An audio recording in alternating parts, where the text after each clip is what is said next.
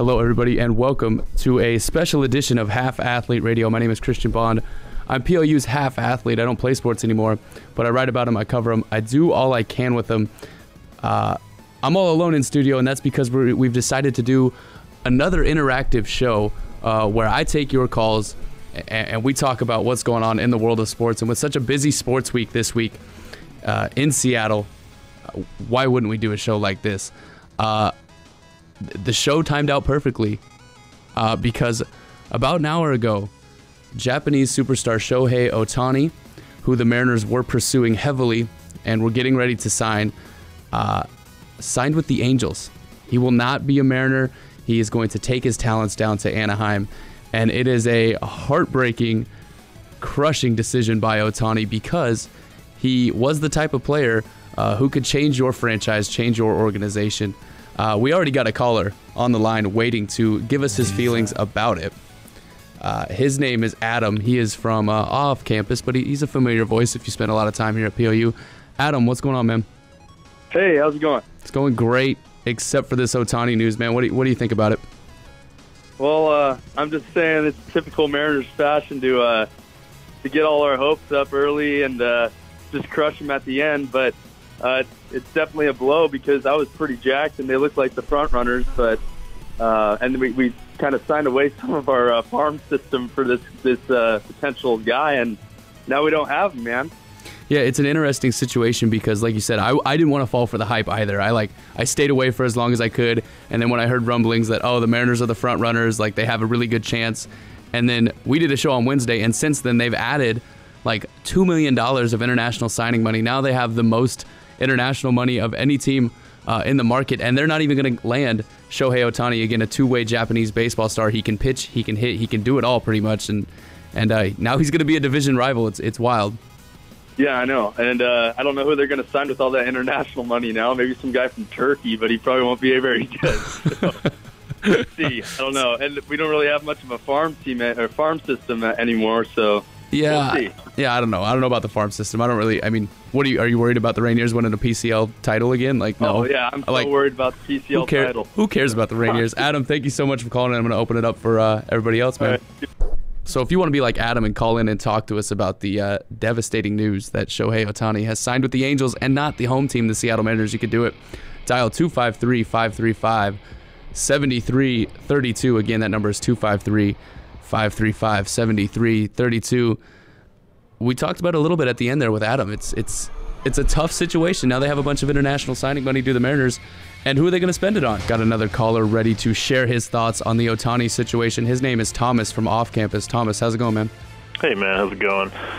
I guess I'm calling in with the sort of grim, well, it's the Mariners take. It was exciting. I think everyone was fired up that the Mariners were the front runner for the Japanese Babe Ruth, as he's called. It certainly would have filled a position of need for the Mariners. Mariners desperately need pitching. I think that was made clear last season.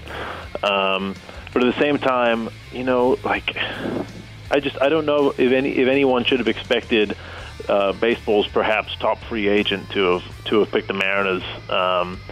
You know, and honestly, I respect him for it. You know, he turned down the big club. The Yankees wasn't interested in the prestige of playing there.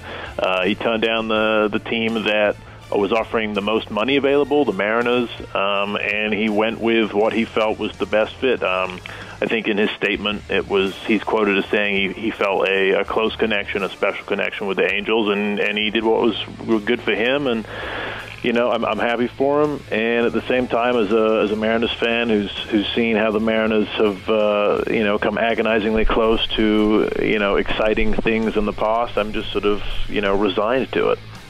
Yeah, it's a tough deal to say the least. I don't really know what to say. I personally am devastated from it. I can only imagine what it have felt like to see that he had signed with the Mariners. I mean, this sucks. It's not fun. Yeah. Yep. All right, Tom. All right, thanks. Thomas. Thank you for calling in. Really appreciate it. Bye-bye. Yeah, I mean, it was early that it wasn't about the money for Shohei Ohtani. He really wanted to find a place where, he can kind of acclimate himself, get used to what things are going to be like in the major leagues, and he did that by finding a place in Anaheim as a spot to land. So there's several layers to this, obviously, with Ohtani going to the Angels. Jerry Dipoto, the general manager for the Seattle Mariners, did all he could to entice or to court Shohei Ohtani into coming to the Mariners, but it did not work. Again, Dipoto's previous job was with the Anaheim Angels, and that ended very unceremoniously when he got into a little bit of an argument with Mike Scioscia, and down there in Anaheim, Mike Scioscia will always win any argument with any type of management figure.